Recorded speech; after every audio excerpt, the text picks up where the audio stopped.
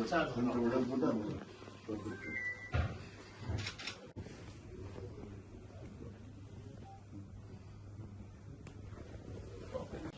విష ప్రచారం చేస్తున్న వారి పట్ల, ఈ పిచ్చి రాతలు పిచ్చి ప్రసారాలు చేస్తున్న వారి పట్ల నేను ఒక మాట సాధారణంగా మాట్లాడే పరిభాషలో ఒక మాట అంటే, ఒక లెజిస్లేటర్ నన్ను చూడకుండా, అతిథిని అనేది కూడా చూడకుండా, వారి ఆహ్వానం మేరకు నేను జూమ్లో ఉన్నానే విషయాన్ని కూడా చూడకుండా, ఈ రాష్ట్రంలో ఒక పార్టీకి, కీలకమైన పార్టీకి జనరల్ సెక్రటరీని కూడా చూడకుండా, ఒక ఉద్యమ నాయకుడిగా నా వ్యక్తిత్వాన్ని చూడకుండా, నా జీవితంలో ఎన్నడూ వినగూడని పదాన్ని get out from my debate అని 10 సార్లు గర్జించి అవమానపరిచిన తీరు నిజంగానే హృదయాన్ని కలిసివేసింది.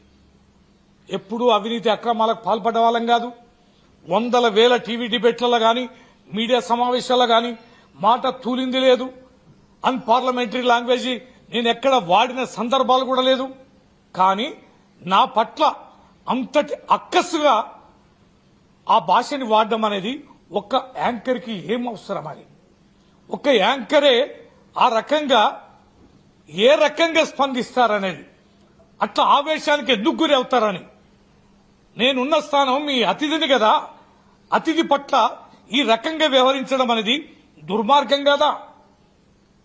చట్టసభలో కొంతమంది లక్షలాది మంది ప్రజల యొక్క ప్రతినిధుల ద్వారా ఎన్నిక కాబడిన నా స్థాయిని కూడా ఈ రకంగా దిగజార్చడం సరి అయిందేనా అనే దానిపైన మనసు వికలమై బాధపడుతున్న సందర్భంలో యావత్ తెలంగాణ ప్రజలు, యావత్ ప్రపంచంలో ఉన్న తెలంగాణ బిడ్డలు స్పందించిన తీరుకు నేను కృతజ్ఞత తెలియజేస్తున్నా. ఒక్క తాటిపైకి వచ్చారు, ఏకఖండంగా ఈ రకంగా వ్యవహరించిన తీరుని ఖండించారు.